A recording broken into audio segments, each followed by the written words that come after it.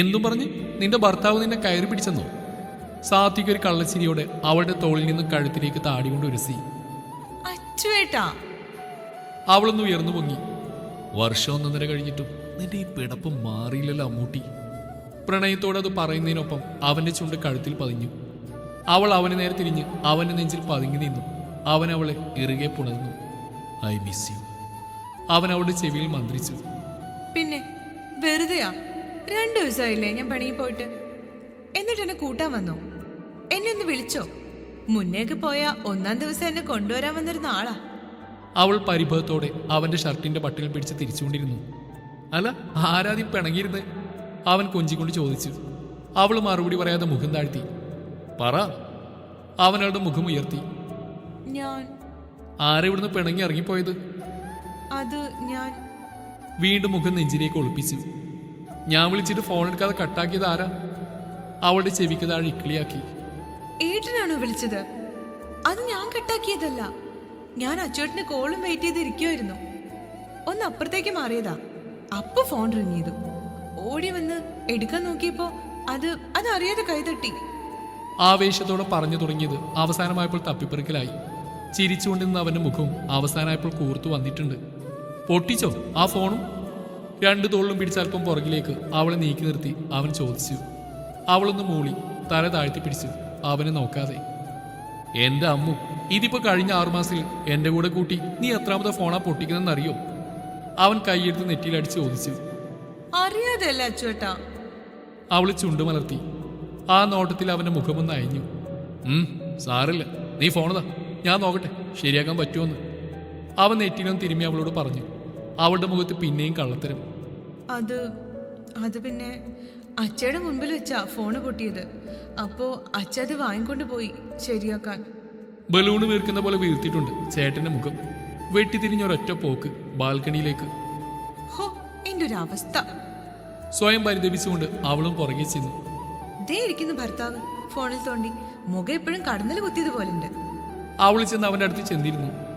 പെണങ്ങല്ല അച്ചുവേട്ടാ. അവള് കൊഞ്ചി. നിന്നോട് ഞാൻ പറഞ്ഞിട്ടില്ല അമ്മു, നയാ പൈസ നിന്റെ അച്ഛനും കൂടി ചെലവാക്കരുതെന്ന്. നിന്റെ കാര്യങ്ങൾക്ക് വേണ്ട കാശ് അതെന്തായാലും എത്രയായാലും അത് ഞാൻ നോക്കിക്കോളാം. എന്റെ അച്ചുവേട്ടാ, പണ്ടെന്നോ അച്ഛൻ എന്തോ പറഞ്ഞു എന്ന് വെച്ച് ഇപ്പോഴും വേണോ ഈ ദേഷ്യം? വെറുതെ ഒന്നുമല്ലല്ലോ. തറവാട്ടിൽ വെച്ച് എന്നെ കയറി ഉമ്മ വയ്ക്കാൻ നോക്കിയിട്ടല്ലേ അച്ഛൻ ചൂടായത്? ഞാൻ കണ്ട പെണ്ണുങ്ങളെന്നല്ലല്ലോ എന്റെ പെണ്ണിനല്ലേ ഉമ്മ വെച്ചത്, അവൻ വീറോടെ പറഞ്ഞു. ഈ അച്ചുവേട്ടന്റെ പെണ്ണെന്ന് പറയുന്ന ഞാൻ അച്ഛന്റെ ഒരേ ഒരു മോളല്ലേ. അതും അന്നാണെങ്കിൽ 18 വയസ്സ് തികയാത്ത ചെറിയ കുട്ടി, കുഞ്ഞു ആവ. അവളൊരു എഫക്റ്റിനെ നിഷ്കളങ്കത കാണിക്കാനായി കണ്ണ് സ്പീഡിൽ ചിമ്മിയടച്ചു.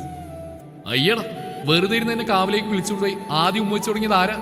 നീ തന്ന ഉമ്മ ഞാനൊന്ന് കണ്ടിന്യൂ ചെയ്തെന്ന് മാത്രമേ ഉള്ളൂ. എന്നിട്ട് നിന്റെ അപ്പൻ എന്നെ വെറും ആഭാസനും പെണ്ണുപിടിനാക്കി. ആരെ? അങ്ങേരുടെ ഈ കുഞ്ഞുവാവ 14ാമത്തെ വയസ്സിൽ ഡിഗ്രിക്ക് പഠിക്കുന്ന ഈ എന്നെ കയറി പ്രപ്പോസ് ചെയ്തപ്പോ നീ കൊച്ചുകുട്ടിയാണെന്ന് പറഞ്ഞ് ഒഴിഞ്ഞു മാറിയ ഈ എന്നെ, അതും പറഞ്ഞ് പോവാൻ പോയ എന്നെ പിടിച്ചു നിർത്തി ഉമ്മ വെച്ച് വഴിതെറ്റിച്ച് വളച്ചെടുത്ത് അങ്ങേരുടെ പുന്നാര മോള് മാന്യ. ആ ഉമ്മ സമ്പത്തിന് ശേഷം നിന്നെ ഞാനുള്ള ജില്ലയിൽ പോലും വിടില്ലായിരുന്നല്ലോ നിന്റെ അപ്പം കുറെ നാള്. അന്ന് ഞാൻ തീരുമാനിച്ച നിന്നെ ചാടിച്ചുകൊണ്ടേ തന്നെ കെട്ടണമെന്ന്. എന്നിട്ട് പ്രതികാരം ചെയ്തല്ലോ. എല്ലാരും സമ്മതിച്ച് ആഘോഷാക്കി നടക്കുമായിരുന്ന കല്യാണം എന്നെ അടിച്ചു മാറ്റി കൊണ്ടുപോയി തന്നെയല്ലേ കെട്ടിയത്. പിന്നെ ഇതിനെ ഇപ്പോഴും ദേഷ്യം? ആരടിച്ചുകൊണ്ട് പോയി?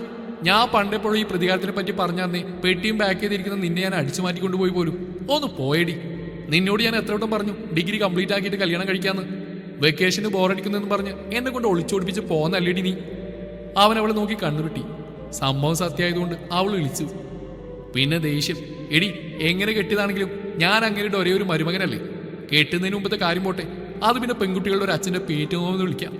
കെട്ടിക്കഴിഞ്ഞ് നിന്റെ എന്തെങ്കിലും കാര്യത്തിന് ഞാൻ കുറവരുത്തിയിട്ടുണ്ടോ? ഞാൻ സ്വയം അധ്വാനിച്ചുണ്ടാകുന്ന കാശ് കൊണ്ടല്ലേ നിന്നെ ഞാൻ നോക്കുന്നത്. ഈ 1.5 വർഷത്തിൽ എത്ര തവണ നീ ഓരോ ചെറിയ കാര്യത്തിന് വരെ എന്നോട് പിണങ്ങി നിന്റെ വീട്ടിൽ പോയി. അടുത്ത ദിവസം ഞാൻ വരില്ലേ നിന്നെ തിരികെ വിളിക്കാൻ? നിന്റെ ഒട്ടുമിക്ക വാശികളൊക്കെ ഞാൻ നടത്തി തരുന്നില്ലേ? എന്തെങ്കിലും കാര്യത്തിന് നിന്നെ ഞാൻ റെസ്ട്രിക്ട് ചെയ്തിട്ടുണ്ടോ? എന്നെ അങ്ങേർക്ക് എന്തെങ്കിലും വിലയുണ്ടോ? മരുമകൻ എന്ന നിലയ്ക്ക് വേണ്ട, ഒരു സാധാരണ മനുഷ്യൻ എന്ന നിലക്കെങ്കിലും നിന്റെ തലേന്നൊരു മുടി കൊഴിഞ്ഞാൽ പോലും എന്റെ തെറ്റ്. അവള് മിണ്ടാതെ പുറത്തേക്ക് നോക്കിയിരുന്നു. ഇനിയും നിൽക്കണമെങ്കിൽ കുറച്ച് കഴിയും. മിണ്ടാതിരുന്ന അത്രയും വേഗം തീരും. അതുകൊണ്ട് അവൾ ചുപ്പ് രഹോ. കഴിഞ്ഞ ദിവസം നിന്റെ തന്തപ്പിടി വന്നിട്ട് പറഞ്ഞെന്താ? നല്ലോണം പഠിച്ചുകൊണ്ടിരുന്ന മോൾ കല്യാണം കഴിഞ്ഞോടെ മോശമായി പോയെന്ന്. നീ പറ. 8ാം ക്ലാസ് വരെ കഷ്ടി പാസ് വാങ്ങിയത് നിന്നെ പഠിപ്പിച്ച് 9th തൊട്ട് BCA വരെ 75% കൂടുതൽ മാർക്ക് വാങ്ങി തന്ന ആരാ? ബാൽക്കണിയിൽ നിന്ന് നേരെ കാണാവുന്ന തെങ്ങിൽ 2 ചെന്തെങ്ങിന്റെ കുലകൾ ആടുന്നു. കരിക്കൊരെണ്ണം കിട്ടിയിരുന്നെങ്കിൽ അതെങ്ങനെ പറിക്കുന്ന ആലോചിച്ചുകൊണ്ടിരിക്കുന്നതുകൊണ്ട് നായിക ചോദ്യം കേട്ടില്ല. എടി നിന്നോടാ. അവനവിടെ കയ്യിലൊരു തട്ടു കൊടുത്തു. ആരാണെന്ന് അവൻ പുരികം ചുളുക്കി ചോദിച്ചു. ഈശ്വര, ക്വസ്റ്റ്യൻസ് വൺസ് മോർ പ്ലീസ്. വേണ്ട, ചോദിച്ചു പോയ സീൻ കൊണ്ടുവരോ? അവളൊന്ന് റീവൈൻഡ് അടിച്ച് നോക്കി. ലാസ്റ്റ് കേട്ടത്, പഠിച്ചത്, പഠിപ്പിച്ചത്, അങ്ങനെ എന്തോ. എന്ത് പണ്ടാരാണാവോ? കറക്കി കുത്താൻ പോവാണ്. ഈശ്വര, മിന്നിച്ചേക്കണേ. അവള് നീട്ടിവെച്ചു. അച്ഛനോ? അവൻ കണ്ണുരുട്ടി. അപ്പൊ അതല്ല, അച്ചൂട്ടൻ ഫിസ്ക്. അച്ചൂട്ടൻ എന്ന് പറയാൻ വന്നതാ. ആ നിഷ്കളങ്കതയെ ചോദ്യം ചെയ്യാൻ അവന് തോന്നിയില്ല. അവൻ ബാക്കി പറഞ്ഞു. ശരിയാ, കല്യാണം കഴിഞ്ഞ ടൈമിൽ എന്റെ ശ്രദ്ധ വേറെ പലതിലേക്കും ചെറുതായിട്ടൊന്ന് മാറിപ്പോയി എന്നുള്ളത് നേരാ. അതിന് ഞാൻ മാത്രമല്ലല്ലോ, നീയും കൂടിയല്ല കാരണക്കാരി. എന്നിട്ട് അവിടെയും കുറ്റം എനിക്ക് മാത്രം. നീ ഇന്നലെ ജനിച്ചു വീണ പൊടി വാവ. അവന് അമർഷടക്കാനാവുന്നില്ല. മുന്നോട്ട് ആഞ്ഞിരുന്ന് കൈ തിരുമുന്നുണ്ട്. തീർന്നോ? അങ്ങനെ വരാൻ വഴിയില്ലല്ലോ. അമ്മു സംശയത്തോടെ അവന്റെ മുഖത്തേക്ക് നോക്കി. അതേസമയം അവനും തിരിഞ്ഞ് അവളുടെ നേരെ നോക്കി. പക്ഷെ അത് കഴിഞ്ഞ് എന്റെ കമ്പനിയിൽ HR-ന്റെയും സകലമാന മാനേജ്മെന്റ് തെണ്ടികളുടെയൊക്കെ കാല് പിടിച്ച് നിന്നെ ഇന്ത്യനായി കയറ്റി ഫൈനൽ ഇയർ പ്രൊജക്ട് ചെയ്യാൻ. എന്നിട്ടോ നിന്റെ പണിയും പ്രൊജക്റ്റ് ചെയ്ത് ഞാൻ. സപ്ലിക്ക് വേണ്ടി നിന്നെ പഠിപ്പിച്ച് നല്ല മാർക്ക് വാങ്ങി പാസ്സാക്കിയത് ഞാൻ. അതൊന്നും നിന്റെ അപ്പനെ കാണാൻ വയ്യ. ഒന്നും വേണ്ട, നീ ഇത് പറ. നിന്നെ PG ചേർത്ത് ഈ ഞാനല്ലേ? ആരെങ്കിലും പറഞ്ഞു എന്നോട്, എടാ അവൾ പഠിച്ച് സ്വന്തം കാലം നിൽക്കട്ടെ, അവിടെ ഒരു കോഴ്സിന് ചേർത്ത് വിടുന്ന്? ഞാനായിട്ട് എൻ്റെ ഭാര്യയ്ക്ക് നല്ല ജോലി കിട്ടണമെന്ന് എനിക്ക് ആഗ്രഹമുള്ളതുകൊണ്ട് ഞാൻ തന്നെ കൊണ്ടുപോയി ചേർത്താ നിന്റെ നല്ല ഭാവിക്ക് വേണ്ടി. എന്നെ നല്ല മനസ്സുകൊണ്ട്. എന്നിട്ട് ഉഴപ്പി നടന്ന് അവിടെയും സപ്ലി അടിച്ചിന് നിന്റെ അപ്പൻ എന്നെ കുറ്റം പറയണം. കാലിപ്പ് തീരണില്ലല്ലോ. ഈ സപ്ലി കിട്ടിയത് ഞാൻ ഉഴപ്പിയിട്ടാണോ? സ്റ്റഡി ലീവിന് ഏട്ടനല്ലേ എന്നും വെറുതെ. അവള് മുഴുവൻ പറഞ്ഞില്ല. ഇച്ചിരി നാണവും പരിഭവമൊക്കെ വന്നു. എടി അത് രാത്രിയല്ലേ, പിന്നെ വീക്കെൻഡ്സിൽ മാത്രം.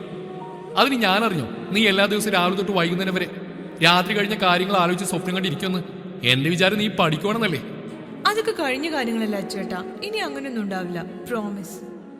ഇങ്ങനെ സംസാരിച്ചുകൊണ്ടിരുന്ന കാര്യങ്ങൾ നടപടിയാവില്ലെന്ന് മനസ്സിലാക്കി അവൾ അടുത്തേക്ക് നീങ്ങിയിരുന്നു കയ്യിൽ ചുറ്റിപ്പിടിച്ച് അവന്റെ കൈയെടുത്ത് സത്യം ചെയ്തു. അവൻ അവിടെ ആ മൂവിന് നിഷ്കരുണം തള്ളി ഒരു പുച്ഛച്ചിരിയോടെ തലയാട്ടി. ആ, ഇത് ഞാൻ കുറെ കണ്ടിട്ടുണ്ട്. Not walking. അവൻ ചുറ്റിയ കൈ കെട്ടുപിടുന്നതിന് മുന്നേ അഴിച്ചു തിരിച്ചു കൊടുത്തു.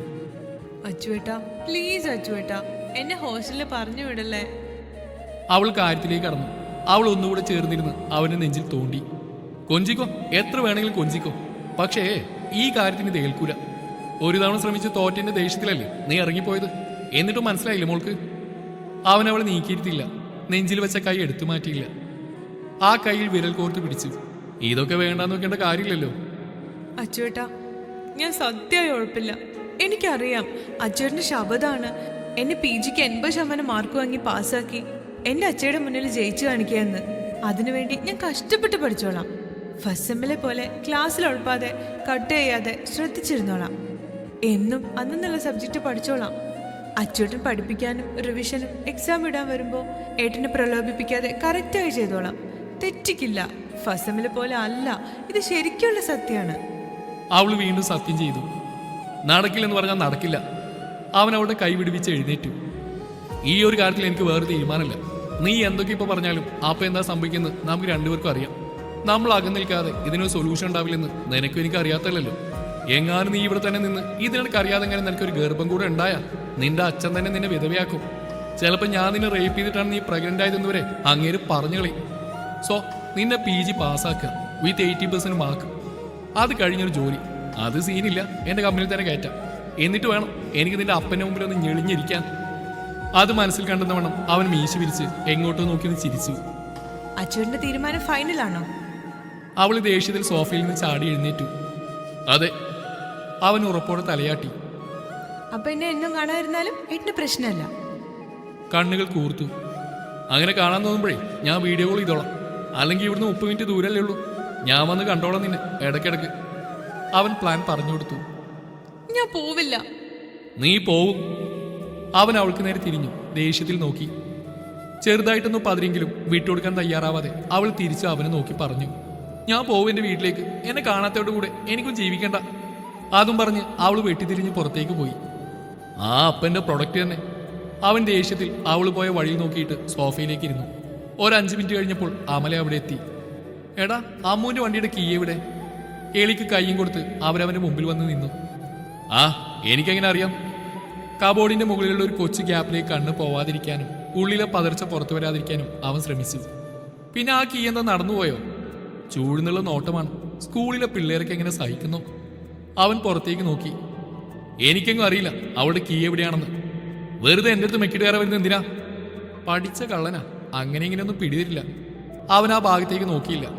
അറിയാതെ ഇങ്ങനെ നോക്കിപ്പോയാൽ ചിലപ്പോൾ ഒളിപ്പിച്ചു വെച്ചിരിക്കുന്ന സ്ഥലത്തേക്ക് കണ്ടുപോകും. അത് അമ്മ ഉറപ്പായും പൊക്കും. സോ നോക്കാതിരിക്കുന്നതാണ് നല്ലത്. ദാ ചെറുക്കാ സന്ധ്യയാവുന്നു. ആ കീങ്ങിതാ. അവള് വീട്ടിൽ പോട്ടെ, അവളെ എവിടെയെങ്കിലും പോട്ടെ, അതിനെനിക്കെന്താ? അവൻ ഇപ്പോഴും അമ്മയെ നോക്കുന്നില്ല. എന്നാ നീയൊന്ന് അവൾ അങ്ങോട്ട് ആക്കി കൊടുക്ക്. അവൾക്കല്ലേ പോവേണ്ടത്? എങ്ങനെയെങ്കിലും പോട്ടെ, എനിക്ക് സൗകര്യമില്ല കൊണ്ടായി കൊടുക്കാൻ. എടാ നീ എന്തിനാ അമ്മുവിനെ ഹോസ്റ്റലിൽ പറഞ്ഞു വിടാൻ നോക്കുന്നത്? അതുകൊണ്ടല്ലേ അവൾക്ക് പിണക്കം. നീ ഹോസ്റ്റലിൽ പോകണ്ടെന്ന് പറ, അവളുടെ പിണക്കൊക്കെ മാറിക്കോളും.